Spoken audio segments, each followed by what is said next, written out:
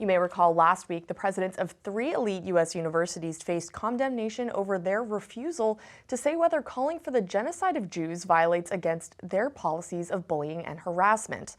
The college presidents from Harvard, the University of Pennsylvania, and Sally Kornbluth of MIT all face scrutiny over how their schools have handled a rise in anti-Semitism on their campuses since war broke out in the Middle East. You may already know that UPenn's president has resigned, and there are calls for the remaining 2 to step down as well. All 3 testified last week during a hearing before a House committee. Before that hearing, some Jewish college students gave testimony in D.C. on how their lives have changed on campus since October the 7th. Talia Khan, an MIT grad student with degrees in materials science and engineering, was among the students who went before the cameras. And she talked to ACMi News' Jeff Barnes. What has your life been like on the MIT campus ever since October the 7th? Since October 7th, for all Jewish students, Israeli students on campus, it has been one long nightmare. Talia Khan was among several Jewish students who traveled to Washington, D.C. on December the 5th for the House committee hearing on Capitol Hill. I am the daughter of a Jewish mother and an Afghan Muslim immigrant father. I am the proud president of the MIT-Israel Alliance, and I am a Jewish student currently immersed in an extremely toxic anti-Semitic atmosphere at MIT. Day after day, the MIT administration has failed to enforce its own rules on anti-Semitic actors, such as the interfaith chaplain intimidating Jewish students, DEI staff publicly declaring that Israel has no right to exist, faculty dismissing student concerns for their safety by telling them that if they are scared, they should just go back to Israel. And you said this, and this is what struck me. Please let me go back to being a scientist. Let me go back to being a student. I don't want to keep advocating for Jewish student safety on campus. It's not my job. It's your job. Please do your job and act now. And if you can't, I'm asking Congress to do it for you. Thank you.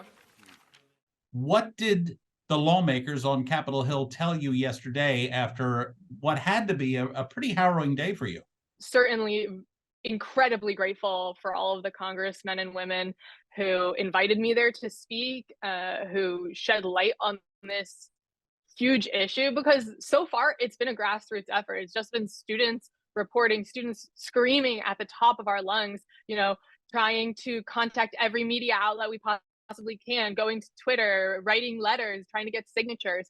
But there's only so much that we can do from the ground up, because at the end of the day, these university administrators have other people that they have to answer to, and it's not the students. Dr. Kornbluth, at MIT, does calling for the genocide of Jews violate MIT's code of conduct or rules regarding bullying and harassment? Yes or no? If targeted at individuals, not making public statements. Yes or no? Calling for the genocide of Jews does not constitute bullying and harassment? I have not heard calling for the genocide for Jews on our campus. But you've heard chants for intifada. I've heard chants, which can be anti-Semitic depending on the context, when calling for the elimination of the Jewish people.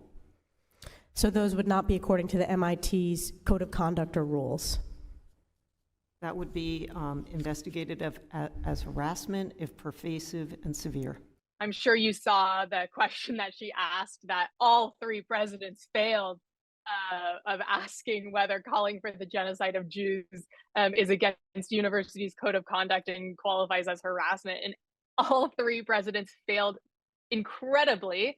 And I was sitting 3 feet away from Harvard President Gay when that happened, and the smugness with which she said it depends on the context really shocked me. Now that you have come out and the world saw you yesterday and you were on Capitol Hill and they were testifying, have you heard anything from college officials regarding what happened? We're recording this on a Wednesday, just 24 hours ago, and you were in Washington, D.C. So immediately after the hearing, President Kornbluth issued an email out to all students and faculty, essentially out to the whole MIT community.